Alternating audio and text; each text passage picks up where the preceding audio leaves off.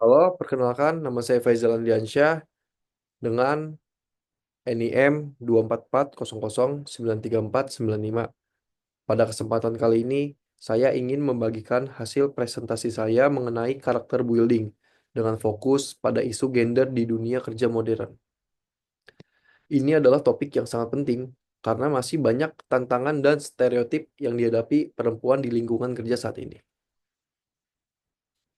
Latar belakang masalah, perempuan mengalami kemajuan di dunia kerja, tantangan struktural dan budaya masih ada. Data global menunjukkan kesenjangan posisi dan upah. Stereotip gender masih kuat. Isu gender di tempat kerja bukan hal yang baru, namun hingga kini masih relevan. Perempuan sering menghadapi hambatan dalam berkarir, seperti perbedaan upah, beban kerja ganda, dan kurangnya representasi dalam posisi kepemimpinannya. Rumusan masalahnya, apa tantangan utama perempuan di dunia kerja? Kedua, bagaimana stereotip mempengaruhi karir perempuan? Ketiga, dampak ketidaksetaraan gender. Keempat, pengaruh kebijakan organisasi. Tujuan penelitian. Tujuan dari pembahasan ini adalah untuk memahami tantangan yang dihadapi serta menawarkan solusi konkret agar di lingkungan kerja menjadi lebih adil. Sebagai landasan teori, sebagai landasan teori, saya merujuk pada SDG nomor 10, Reduce Inequalities, yang menekankan pentingnya kesetaraan kesempatan kerja. Pendidikan kewarganegaraan juga berperan penting dalam membentuk karakter masyarakat yang inklusif dan adil. Tantangan di dunia kerja, seperti kesenjangan upah, ketimpangan karir, beban ganda, diskriminasi, dan pelecehan. Ada beberapa tantangan nyata yang sering dihadapi perempuan, seperti yang saya sebutkan tadi, kesenjangan upah antara pria dan wanita untuk pekerjaan yang setara. Kedua, ketimpangan dalam berkarir, di mana perempuan pada saat ini lebih sulit untuk naik jabatan. Dan yang ketiga, beban ganda. Karena selain bekerja, banyak juga perempuan memikul tanggung jawab rumah tangga. Dan yang keempat, diskriminasi dan pelecehan. Diskriminasi dan pelecehan yang masih menjadi masalah yang menjadi masih masalah saat ini masih serius dan masih banyak di tempat lingkungan kerja saat ini. Semua ini diperparah oleh stereotip gender, seperti anggapan bahwa perempuan tidak cocok dalam memimpin atau terlalu emosional untuk beberapa posisi strategis. Stereotip gender, peran tradisional, kurangnya kepercayaan pada kepemimpinan perempuan, ekspektasi peran ganda dalam oke, metode pelaksanaan. Nomor satu, observasi langsung. Kedua, focus group discussion. Ketiga, wawancara mendalam.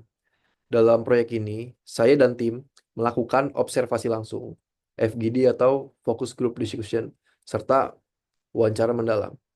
Kami menemukan bahwa beberapa perusahaan mulai mengambil langkah positif.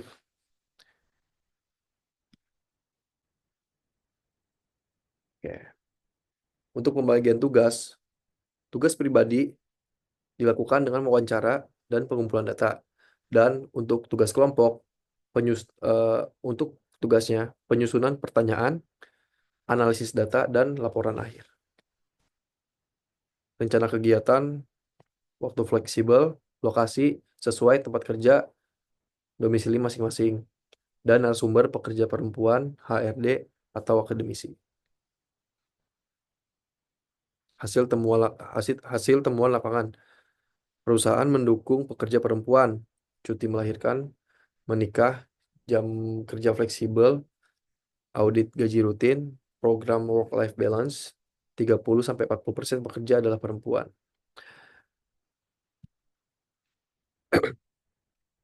Kami menemukan bahwa beberapa perusahaan mulai mengambil langkah positif seperti yang saya sebutkan tadi, memberikan cuti pada karyawan yang sedang melahirkan atau sedang menikah, dan menyediakan jam kerja yang fleksibel, lalu melakukan audit gaji secara berkala,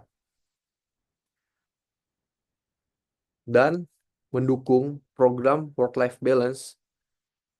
Bahkan di beberapa tempat, 30-40% pekerja saat ini adalah perempuan, dan ini menunjukkan arah yang positif meskipun masih banyak ruang untuk perbaikan. Solusi yang ditawarkan: satu, kebijakan kerja inklusif.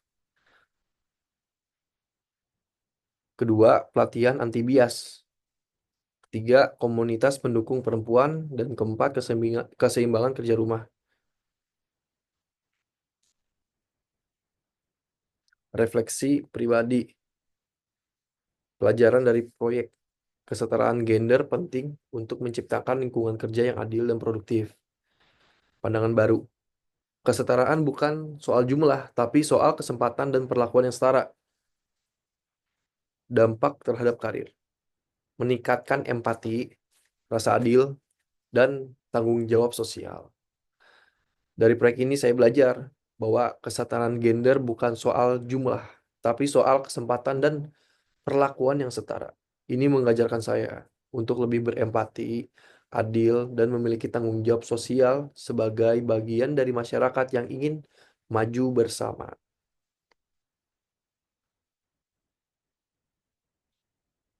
Dan untuk penutup, kesimpulannya, meskipun tantangan dan stereotip masih ada, dengan kebijakan yang tepat dan kesadaran dari semua pihak, kita bisa menciptakan tempat kerja yang lebih adil dan produktif agar lingkungan lebih sehat.